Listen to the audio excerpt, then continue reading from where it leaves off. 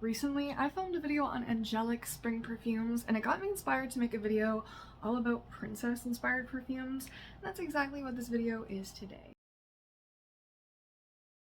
If you are new here, my name is Serena Moon. I make a wide variety of content. Lifestyle and motherhood, wellness, and music is kind of my thing. So if that interests you, stick around, like, comment, and subscribe. The first perfume I'm going to talk about is actually one that I was debating putting in my angelic video because that and Paris Blooms. So Paris Blooms was, I mentioned, is a dupe by Oakcha for Blush, Suede, and Peony by Jo Malone. I almost replaced it with this because to me, Paris Blooms, it's very much a princess perfume. It's very, very pink. It has lots of peony in it. And this one is also angelic. So I kind of, they're both.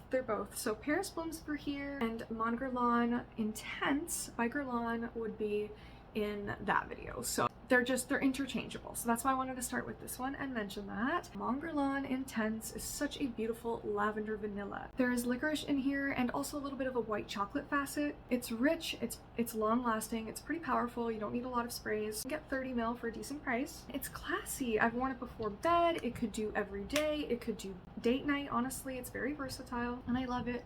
It's very classy and it's very elegant princess perfume. Up next, I want to talk about Ladath by Lattafa. I did a review on this if you want to go check it out. I rated all of my Middle Eastern perfumes that I had at the time. It's not one of my most favorite Middle Eastern perfumes that I've tried because the opening is a bit harsh for me. It dries down, I wore it yesterday, it dries down to a beautiful caramel with a little bit of rose. It is really lovely in the dry down. It's just the opening is a bit harsh for me, but it is the epitome, especially with the bottle and everything, of a beautiful princess perfume. Definitely like Princess Belle vibes. Yeah, I really do overall really like this one. It's very beautiful in the dry down.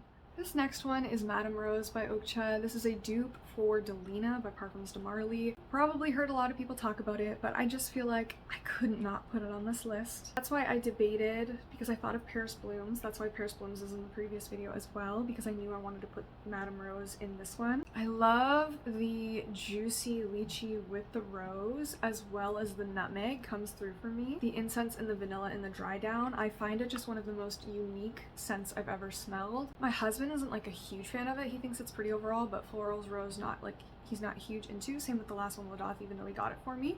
He likes them. He's just not a huge fan of rose. So keep that in mind, some men, you know, it's not like crowd pleasing, you know, it's not La Vie est Belle, that sort of thing. It's unique, but it is very beautiful. There's a powderiness to it, a juiciness to it. It is a beautiful fragrance. It's well renowned, definitely for good reason, and Oakcha is very affordable as well, but it's just the epitome of a little pink princess. This next one I won't talk too much about because I've mentioned it a bunch on my channel, but I love this one. It's 40 by Sol de Janeiro. A beautiful plummy woody vanilla. It's very similar to Vanilla Woods by Seven Virtues. It's just in body spray form. It's beautiful and it's one of my absolute most complimented perfumes in my collection. It is very princessy. It's very princessy. This next one is Sublime by Lattafa. It is a apple fragrance duping Kayali's Eden Juicy Apple. It has a similar dry down to Baccarat Rouge, but it's a lot lighter for me. It's more powdery and I much prefer it because I have a dupe for Baccarat Rouge and I find it hard to reach for versus this is quite easy to reach for. The plum and the apple in the opening is just gorgeous and it holds a lot of memories for me now because I wore it back at the cottage with my husband and my daughter. It holds memory for me, but the apple scent, I mean, it's perfect for, like, just think all of the classic stories with princesses. It's so classic. So I had to put this on this list because it is a beautiful, very pretty, like elevated apple fragrance. So to me, that is what a princess would wear. In a similar vein to that perfume that gave kind of that apple fruit princess kind of feeling is Sweet by Lolita Lempicka. I mean, even if you just look at the bottle, it's beautiful, it's classic, so princessy. This has cherry and cocoa and sugar, but though it has these really intense sweet notes and it's called sweet, there is a lot of juiciness in this. It's not like a lost cherry, rich cherry at all, like not like that, which I'm not a big fan of those richer cherry scents. It's just such a beautiful, underrated fragrance, very affordable. I think they're using clean ingredients nowadays too. Bottle's gorgeous. The longevity is not fantastic, but it is pretty good. and I just really recommend this one if that sounds interesting to you. Kind of a unique take on a fresher cherry with some cocoa and sugar. It's good for layering, it's good on its own, and I really love this one. This next one was in the review of Middle Eastern perfumes. It's one of my favorites. It made my number 1 on the list at the time. It is Ansaam Gold by Lattafa. It is a dupe for Oriana by Parfums de Marly, very similar to Love Don't Be Shy. Genuinely a orangey, raspberry, cotton candy scent with laundry dryer sheet qualities to it. So yes, someone asked me in the comments, is it cotton candy or is it laundry dryer sheets? And I said, it's both. Somehow it's both. It's just, that's how it comes across. But it's very elegant yet playful, so it's got this youthfulness to it. It's got like a pink quality to it, and that's why I think it fits into this category of like a princess perfume, because it is so elegant and pretty, musky. This next one, I couldn't not make this video and put it on the list. It's absolutely got to make this list. And this is a dupe for Princess by Kilian. It is Secret Duchess by Oakcha. One of my absolute favorite perfumes of all time. I love this one, and I am wearing this one today layered with another one that I'm going to talk about.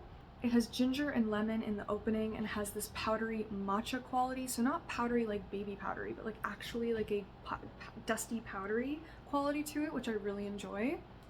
And then of course it has marshmallow.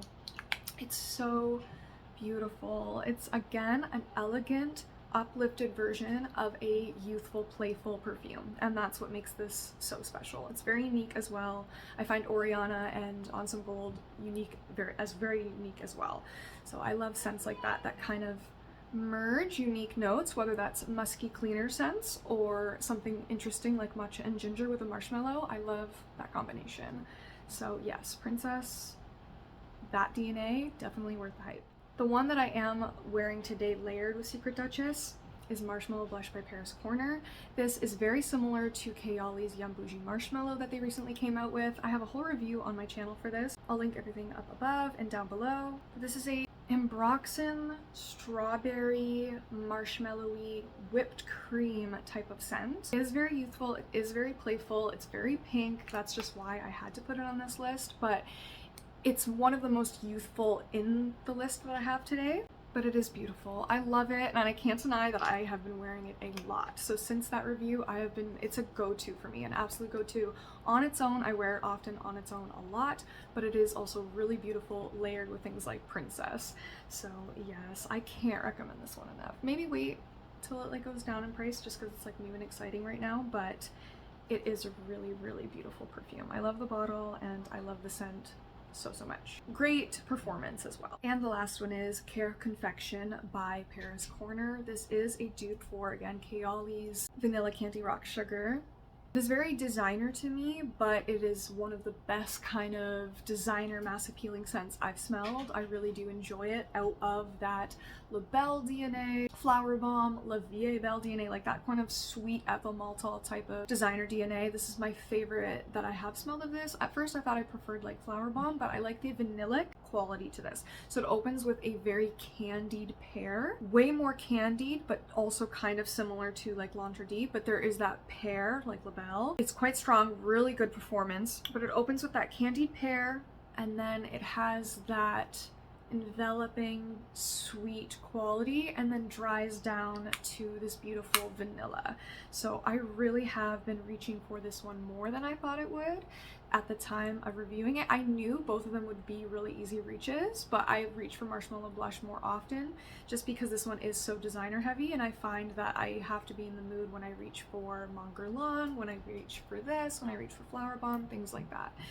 But otherwise, it's just such a beautiful, fun scent that I just feel like had to make it on this list. Like, it's so fun, and I feel like to embody that princess energy, I think Princess Diana, like she was just so, or even any of the Disney princesses, there is just such a elegant quality about them naturally, however fun and playful and carefree, and that's what this is, and that's what all of these on the list are to me.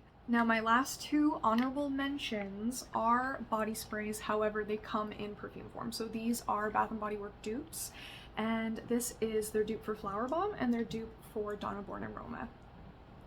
I have reviewed both of these on my channel as well. I will link that above and down below, but Donna Born in Roma Wasn't my favorite at first, and it still kind of isn't, but it's starting to warm up on me now that the weather's actually warming up a little bit. There's a laundry quality to this for me as well, but it's like a fruity vanilla. That's how it comes across for me, is a fruity jasmine-y vanilla. And then I also have Flowerbomb in a little 20 ml as well. So I have the original. They're very, very, very similar. And I mentioned that in my video. This is just, it's candied. It's got a little bit of that patchouli. And I just think the reason why I wanted to mention these is that these are like the everyday princess. You know, these are the casual, mass appealing, everyday princess vibe. So even if you're in high school, you know, you can get these for like $5. Their luxury line is fantastic, and I wanted to recommend it. So even though all of these perfumes are affordable, even the Sol de Janeiro is like $30 Canadian, so they're not super, super cheap. I think maybe Sweet by Lolita Lempicka was maybe the cheapest one, but these are definitely the cheapest. I got both of these for like $5 or $6. I wanted to mention them. They're definitely very, very beautiful, even in the perfume form if you want to get the perfume form, but these perform for me fantastically. So had to mention them. They're like the everyday princess. That's what they give for me. So that is everything. I hope you enjoyed this video. Thank you so much for watching. Let me know down below if you have a perfume in your collection that just completely gives off princess energy, or if you have any of these in your collection. Let me know. If you have made it this far, thank you for watching. I just want to leave you off with some words of wisdom, if you will. Can you think back to a time where you were really passionate about something? Like when you got the question, what do you want to be when you grow up? How did you answer that? Look deeper into that and really focus on what you're passionate about. It's something that I've been thinking about a lot lately, especially now that I am making content. I have been delving into different types of content, and you'll definitely see that journey along the way on my channel. And if you check out my TikTok, I go into detail about this as well. I'm doing a lot of behind the scenes, but I just want you to focus on that as well. It's a conversation that I want you to start within, you know, comments and other people, but within yourself is, what are you passionate about? Has that gone to the side with your career, or is your career aligning with what you want to do? Is it God-led? Is it heart-led? Make sure, you know, you only get one life, so just make sure that you are aligning yourself what you truly want to do. So if you're looking for a sign, that's it.